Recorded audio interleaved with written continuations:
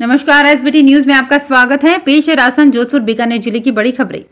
राष्ट्रपति रामनाथ कोविंद ने कहा कि जल संकट दुनिया के लिए सबसे बड़ा संकट बनकर धीरे धीरे भयानक रूप ले रहा है और आने वाले समय में वैश्विक संघर्ष का बड़ा कारण बन सकता है। इसलिए समय रहते इस दिशा में ठोस कदम उठाए जाने की सख्त जरूरत है। कोविंद ने मंगलवार को यहां तीसरे राष्ट्रीय जल पुरस्कार समारोह में जल शक्ति अभियान कैच द रेन अभियान 2022 की शुरुआत करते हुए कहा कि जो परिस्थितियां पैदा हो रही है उसे देखते हुए कुछ रक्षा विशेषज्ञों ने तो यहां तक कह दिया है कि भविष्य में यह अंतर्राष्ट्रीय संघर्ष का एक प्रमुख कारण बन सकता है।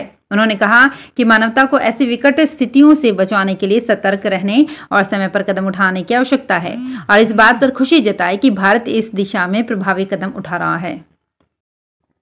राजस्थान सरकार ने साथिनों के मानदेय में 20% की वृद्धि की है। राज्य सरकार के इस संबंध में जारी आदेश के अनुसार बढ़े हुए मानदेय का भुगतान 1 अप्रैल से लागू होगा और मई से देय होगा।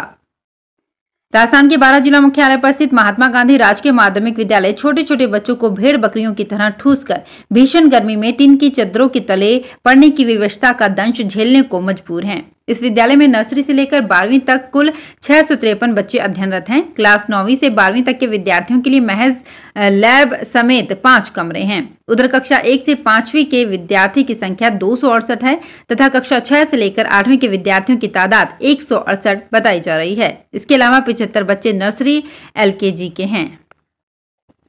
राजस्थान में जयपुर डिस्कॉम ने राजस्व वसूली के लिए प्रभावी और सार्थक प्रयास करते हुए वित्तीय वर्ष की समाप्ति से पूर्व ही 100% राजस्व वसूली के लक्ष्य को प्राप्त कर लिया है। इसके साथ ही समन्वित प्रयासों से वितरण हानियों में 1.65% की कमी हुई है। राजस्थान राजस्व मंडल में सीधी भर्ती पटवार प्रतियोगी परीक्षा 2021 के लिए चलाए जा रहे सत्यापन कार्यक्रम में 10,166 अभ्यर्थियों का सत्यापन किया जा चुका है।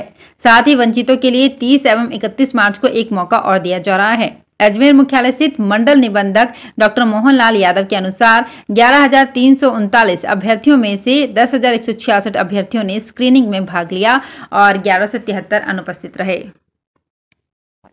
दिल्ली विधानसभा पूरी तरह पेपरलेस होगी और सदन में रखे जाने वाले सभी दस्तावेज केवल अब ई-पेपर के रूप में ही पटल पर रखे जाएंगे।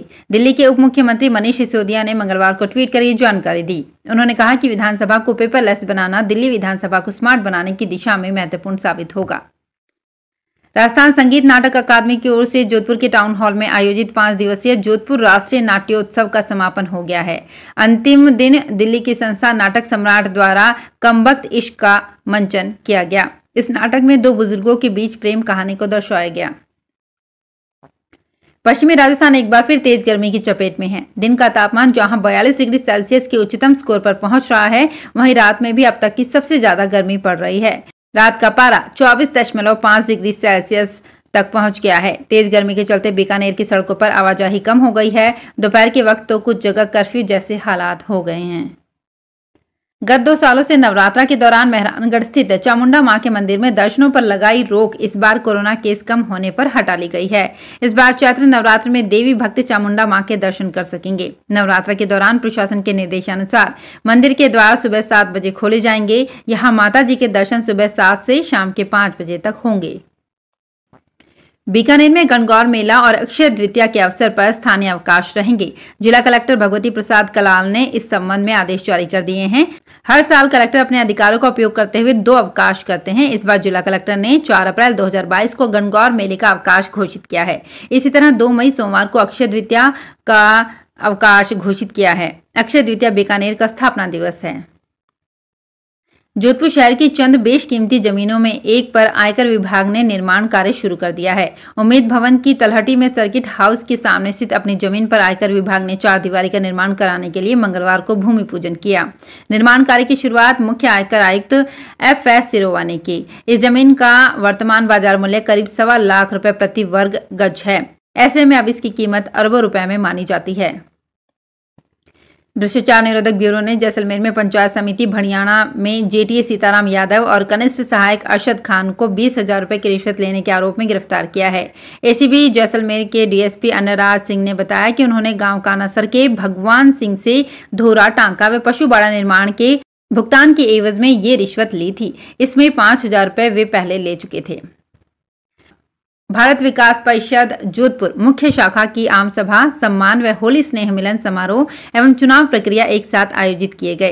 प्रांतीय अध्यक्ष जगदीश प्रसाद शर्मा ने बताया कि चुनावी प्रक्रिया में चुनाव अधिकारी रामकृष्ण भूतड़ा ने वर्ष 2022-23 के लिए जोधपुर मुख्य शाखा के अध्यक्ष पद पर अर्चना बिरला, सचिव पद पर सुरेश चंद्र भूतड़ा एवं वित्त सचिव पद पर अशोक शर्मा को सर्वसम्मति से चुना।